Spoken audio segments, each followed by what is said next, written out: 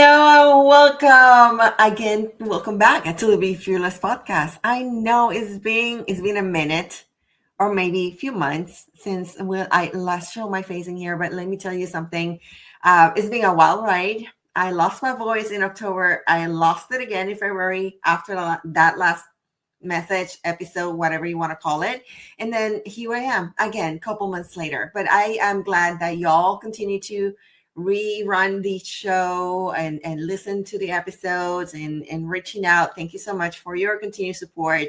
And today our guest is an internationally recognized artist who has passion for wildlife and conservation, is a vibrant as his paintings. And I'm going to show you one that you're going to love.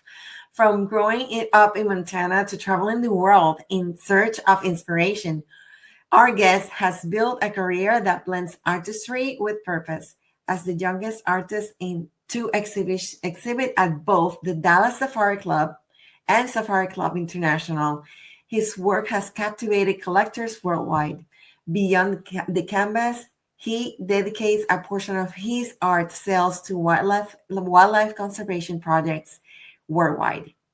Okay, so join us as we explore his journey, his mission to protect endangered species, and the powerful stories behind his art. Let's welcome the one, the only James Corwin. Welcome, James. Hey, thank you so much. It's wonderful to be here. I'm so excited. I am so excited too. I was eternally letting you know before we started about like I took a sneak peek of your latest work that you published, which is right there behind you. And oh my God, I'm gonna show to the audience that piece in a few minutes, like later on to a podcast. But before we go on with our conversation today, can you tell the audience that might just be the first time that they see you or hear from you, who was James Corwin growing up, and what was your dream? Oh gosh, that's such a great question.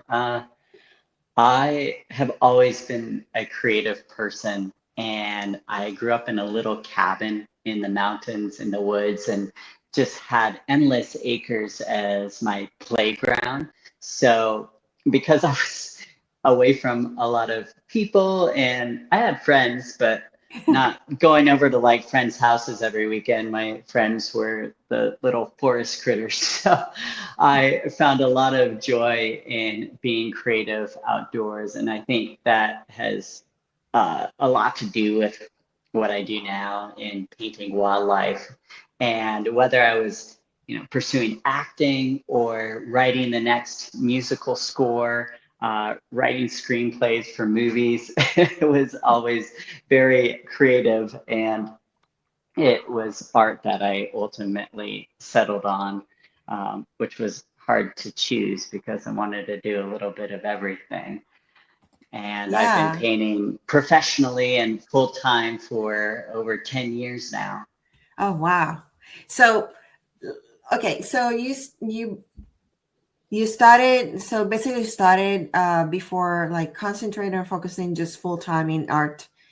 You were doing like plays, writing plays. What is the other thing that you said? Yeah,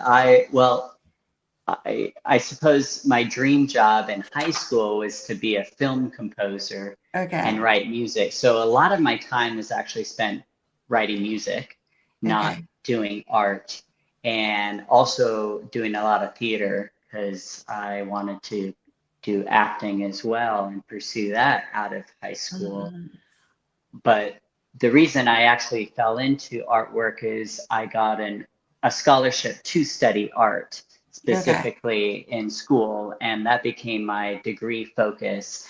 And through that, I began creating artwork in my dorm room and on weekends. I started selling it and doing art fairs and festivals in the summer. And during those 4 years in college, I was able to create, some rhythm and pace with selling my artwork so that when I graduated, I just went into it full time. Okay. So let me ask you, let me probe in a little bit deeper. Hmm. Um, What was there like a personal like reason, something that draw you into art, or let me say this, like away from music and into like actual painting? Yeah. Well, I felt I could produce a decent painting. And at that time, I was painting landscapes. Uh, when I was in college, I quickly realized everybody was better at writing music than I was. When I'm alone in my own little world of creating in the cabin in the woods, so to speak, I don't really see what other people are capable of until I was in school. Like, wow, I'll leave that to the professionals. Yeah. And same thing with acting. I'm a terrible actor. So I was like, well, painting is one thing that maybe I can do, and let's see where we can take this. Awesome. I love it. Um, let me ask you, um, because that, I mean, so that's definitely what shift within yourself. Like it was a matter of preference. Painting is your natural gift, and then you left everything after you continue like writing, or you continue to write, or you definitely drop everything and just went full time with painting. I continued to write music and write stories, and it's still something I love to do, but honestly, I don't really spend much time doing it anymore. Um, I the demands on my time for painting are considerable, and I love what I do, so it's hard for me to spend time away from painting, doing something else creative when I want to channel that creative energy into creating new artwork. Nice. And then you've been traveling Mhm. as part of your process to shaping your art and your approach to what you do. Can you Mhm. share how your trip to, because I know you went to South Africa at some point, and how that influenced you, both your perspective and your work? Yeah, the first time I went, it really inspired me to paint wildlife for the first time. I'd been painting landscapes prior to that trip that were some were okay, but they weren't that great. And coming back with the excitement of seeing all the wildlife and painting that, a rhino, for example, was the first animal that I painted. I felt like those pieces were so much better and stronger visually than my landscape. So I, from then on, pretty much stuck to painting wildlife. And I've been back to Africa 5 times since, and it's just like visiting another planet. It's otherworldly. The animals are just they seem so much bigger. You see a giraffe in a zoo, but when you're walking alongside a giraffe out in the wild, it's like a dinosaur. It's so cool. And I just love, the safari, where you're going out and you're looking for animals, and every experience and day is something new. You don't really know what you're going to see or find, and Yeah. yeah, so How it's did you? special.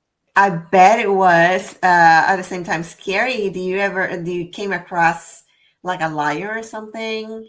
Because Oh yeah, I will all the die. time. I love Yeah, them. Like it's my favorite animal, but I will not like I will die if I see one in real life. Like all the time. But you don't really get out of your vehicle and walk around them, though they do walk up alongside the vehicle, and the vehicles are all open. There's no windows or anything, so sometimes I wonder if they are going to just jump inside. But they're so used to seeing the vehicles that they're they seem pretty nonchalant about being in their proximity. I will die. The Yeah, cheetahs, those will jump. they jump. They'll jump on the hood and just stand on the hood. And I'm worried they're going to walk inside, but the guides kind of like, you know, spook them out a bit. No, no Yeah. way. Listen, I don't have a hat on, but I will take it off for your for your courage and your valor, I love because it. I think it's so I cool. know this is no, this is definitely not for me. No, I will love the idea of a safari, but no thanks. Yeah. Mm-mm, no, no, but definitely, I mean, you have the courage, the valor, and definitely the vision to kind of like capture. I mean, do you take pictures of them, or do you kind of like, Hmm. okay, so as you go through the safari, you take pictures Hmm. to Yeah. to keep that image for inspiration. Right. Okay. And sometimes I'll use my photos as a reference for a painting, but often I am meditating on an idea that I want to paint, and that will be a whole variety of photos that I take pieces from and collage together to recreate what I'm imagining. Yeah. Oh my gosh. A little So, bit more of that composing element in there.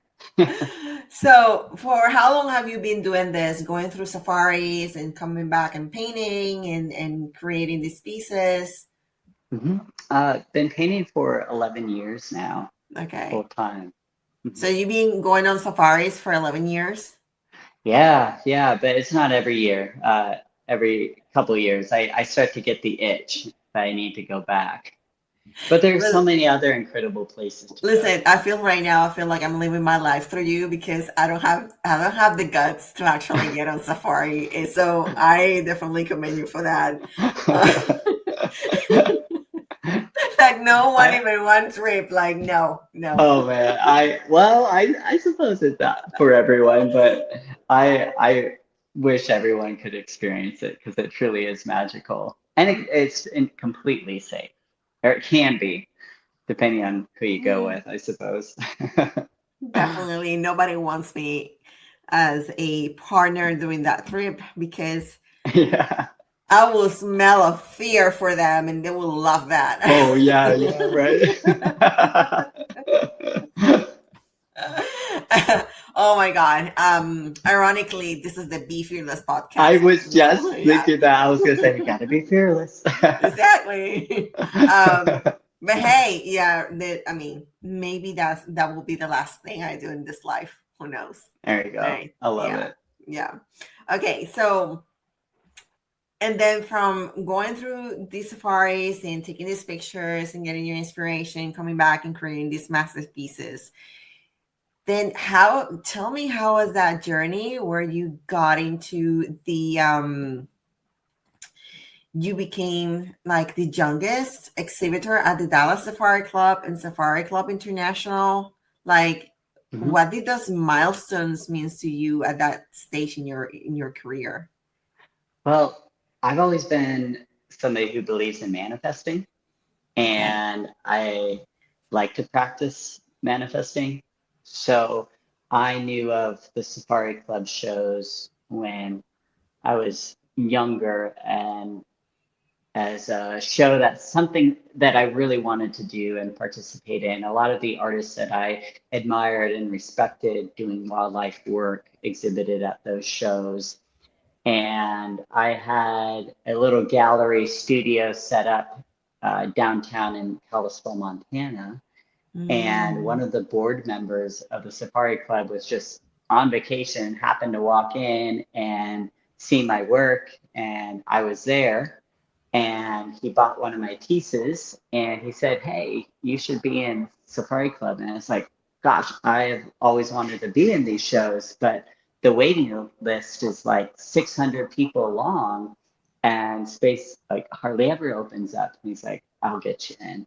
So, Wow. and he did, which was incredible. And I did both those shows for a number of years, and it was a haul. It was down in Dallas, of course, and then Safari Club International was in Las Vegas, and it's bounced around a few different times.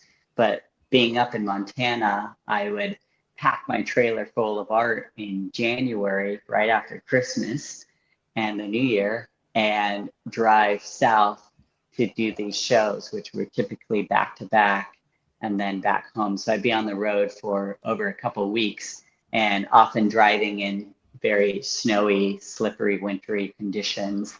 And ironically, some of the worst snowy conditions were until I got to Texas. So, I mean, anything can happen in Texas. We all know that. yes, yeah, exactly. But those shows were great. They really gave me a great platform to show my work and build a collector base. I don't do those shows anymore because it's so hard for me to hold on to a body of work Yeah. and build a body of work for shows.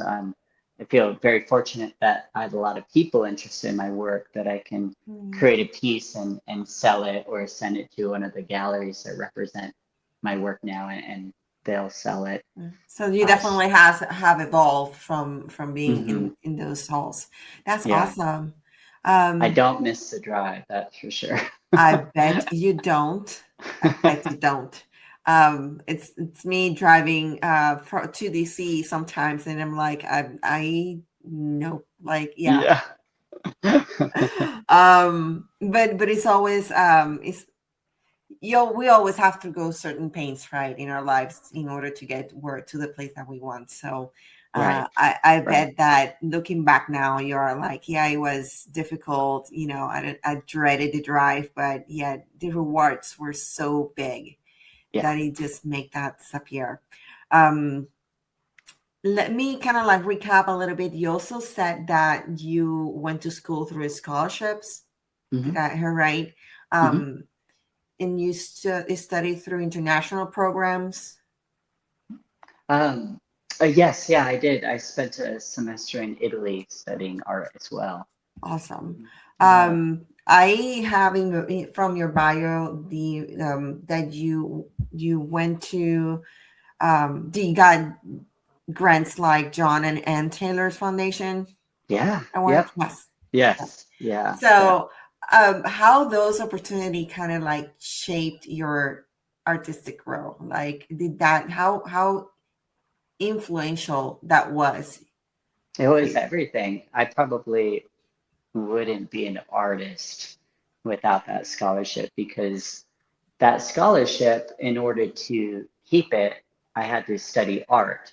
Okay. And while I could have double majored in art and something else, it paid for my schooling, so I wanted to obviously use it. So I got a degree in art. Yes. Had I not got that scholarship, my degree path and interest was again in music and musical composition. So I probably would have been a musician in some capacity. Yeah. Yeah. Okay. So, oh my God, you are so. I'm sorry. I'm looking for the word, but it will be like your professional development so like diverse and Mhm. so um ample, like so big. So, I mean, because yes, you went through this scholarships, you went through this opportunity, you went to school, you learn what you learn, but then you immerse yourself into these safaris, in these travels, and you went to all these places. You travel the world basically, and Mhm. then come back to create these beautiful masterpieces. In one of them, I'm going to show real soon. Um, what as you form yourself and create and go and create, what would you say that is your message or the feeling that you hope collectors and admirers to take away when they experience your art, when they see it? Well, if I can draw upon that need to create music, music is a feeling. I can also touch upon storytelling as well. So much of that is aimed at moving you and making you feel something emotionally. That's what I want to do with my artwork as well, is to create something that elicits an emotion from viewing it, like a piece of music would or a movie would. Um, Instead, I'm limited to just a snapshot, a frame. And so it takes a lot of development in creating an idea, a piece that will really strike at your heartstrings Yeah. and move you in some way. And if the piece doesn't do that for me first, then I don't think it's going to be a strong piece and do that for you. And that's also so that's my intention in creating each piece is to start with that strong emotional feeling. Yeah. And now that we're talking about feelings, Hmm.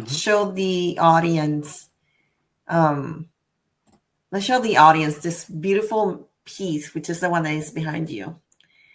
Hmm. Um, I took this picture, I mean, this screenshot from your Instagram.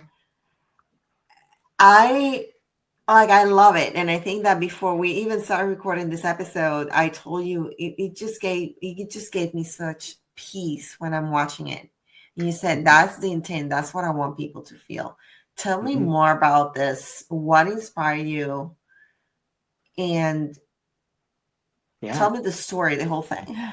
sure. It's a portrait of the bear 399, which she was a famous grizzly bear, the queen of the Tetons in Yellowstone and Teton National Park. And over her lifetime, I think she gave birth to 18 cubs. And yeah, she's incredibly influential and famous for a bear. And sadly, last year she died.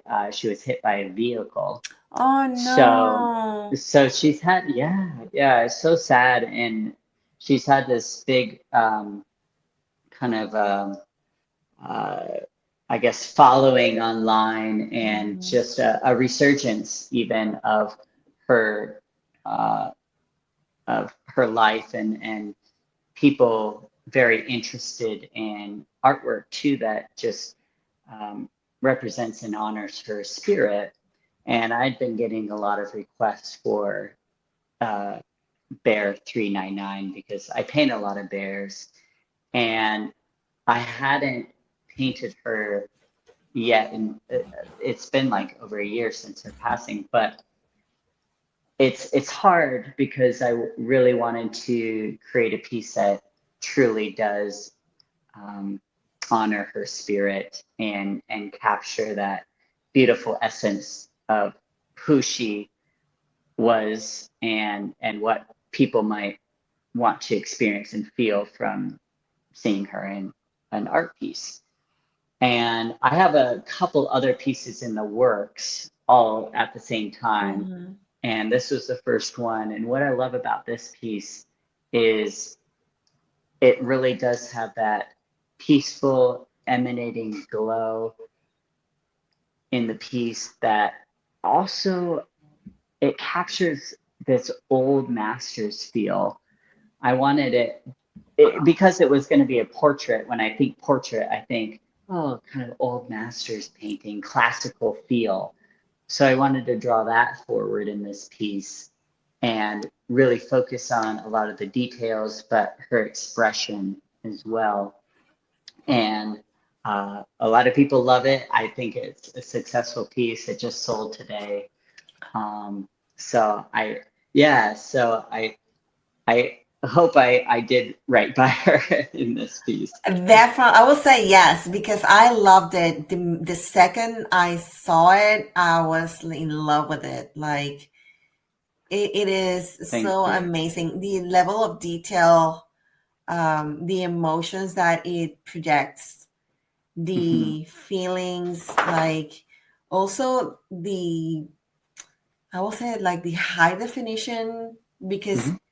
you can see it doesn't look flat. It looks real. Like Yeah, I wanted to it has that bring it like life kind of back. like it pops out from the Yeah, canvas. So it yeah. looks, you're like I told you, you have a gift. Like this is amazing. Thank you. Thank Yes. you. Oh my gosh. And then tell me more of what are your plans moving from this point forward? What else can we see from James Corwin in the next 5 years? Yeah, yeah. I am expanding my team. I'm bringing somebody on who has a lot of experience in creating great content and imagery and video and branding.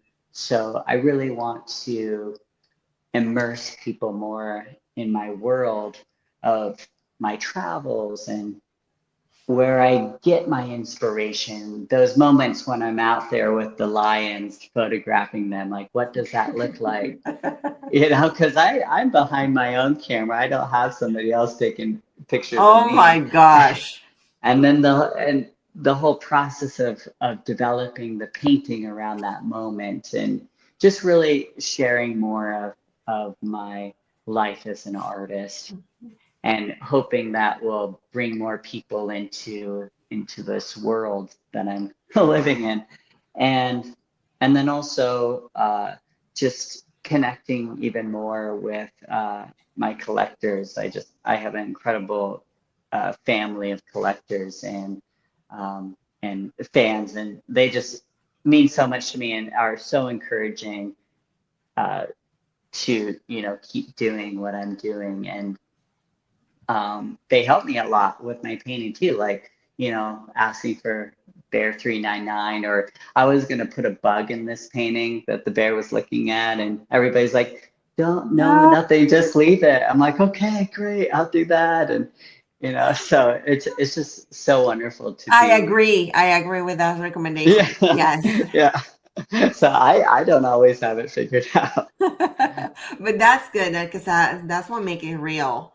Yeah, Um, in kind of like it gives that authenticity to your work.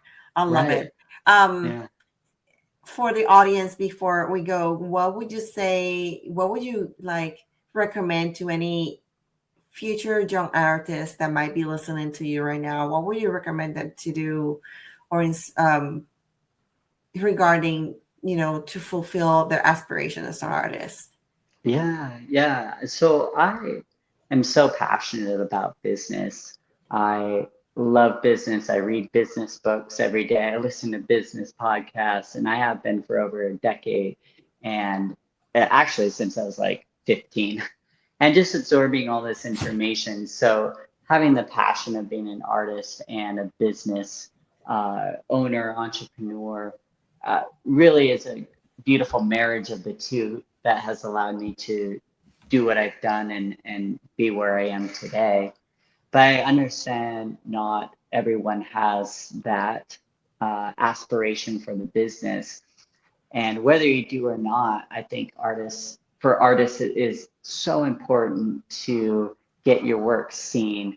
And there are so many different outlets for showing your work these days across all the social media platforms. And then, of course, selling on like Etsy and Amazon, and create a website on Shopify, and just get your work out there, because the more eyes you have on your pieces, the more opportunities you have to build a following and sell your work if that's ultimately what you are trying to do. But again, just marketing, getting the work out there, advertising, getting eyes on your pieces is the name of the game. That's fantastic. I love that recommendation, and I love that. I love that. Now, for everybody that is listening out there, every piece that you sell, there's a process that goes to help the wildlife. Can you talk a little bit about that before we go? Yeah, I get asked often if I will donate a piece to nonprofits and organizations, which I love doing and do it often. And artwork is great because it allows me to often tailor a piece to what that organization might be about. but also I think a lot of people see great value in artwork, so they can buy a piece and take that art home while also, you know, donating those funds to that organization. So like last month, for example, I did a big bison piece and that raised about $7,000 Oh, for the wow. Yellowstone Forever Foundation.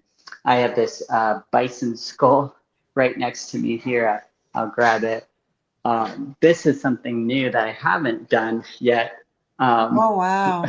but what I'm gonna do is what they asked me to do is do a painting here, and then this will be donated for the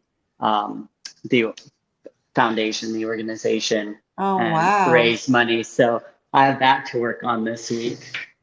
So I'm always doing a little something to donate Yeah, to that's great. different charities, especially this time of year. There's a lot of that going on. That's awesome. Well, thank you so much for everything that you do. Of Um, course.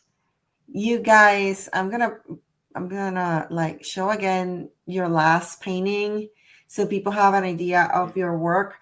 In the meantime, where can people can connect with you? Yeah. My name is James Corwin, Corwin. So if you punch that into Google, all my art and websites will come up, jamescorwin.com. My Instagram is James Corwin. Facebook is James Corwin. It's pretty easy to find me. So go ahead and search my name, find me on Instagram, follow, or send me an email on my website. I'd love to hear from all of you.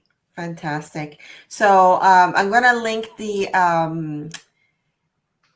I'm going to place the links on the description of the podcast so people can connect with you on Facebook at James Corwin Fine Arts and then James Corwin at Instagram, where you can see this beautiful, beautiful photo of this painting. I love it.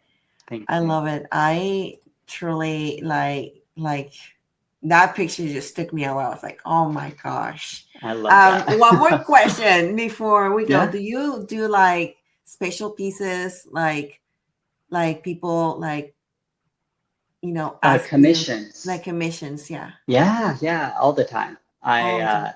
I have a whole running list of commissions that I'm uh, working through at any time. I have a piece, it's out of frame, but I just finished for a client and have a couple more on the way, several more. But in between those commissions, I try to do pieces like this one Like, that that are for anybody to purchase or to put it in a gallery, and then I'll start working and on the how long next did it commission. take to sell that picture from 399? Oh, just a couple days. Just a few days. I got a lot of inquiries to purchase it, but people then take a couple days to get back to me. But it's kind Yeah, of different because it's first come first serve. So I'm like, well, yeah, I'm waiting to hear from this person, but yeah, are you but sure I you don't mean, want to? I'm like, exactly, yeah, yeah. you snooze you lose, right? Yeah, I know. But there's more coming, so that's always That's awesome. awesome. That's awesome. Well, James, thank you so much for sharing your story with us and, inspiring so many people out there to pursue art. And thank you so much for also make your art so um, inspiring and so unique in thank you for kind of like sharing a little bit of of yourself through the pictures. It Definitely. definitely tells me you have a kind soul, Well, so thank you. I love thank that. you. No, definitely. Thank you so much. I appreciate your time, and ladies and gentlemen, thank you so much for joining us on another episode of the Be Fearless podcast. In the meantime, don't forget to subscribe to the channels. Okay, don't miss another episode. Okay, I'm gonna be watching. Yes. No, but really, Very until cool. next time, don't forget to unlock your potential and be fearless. Bye.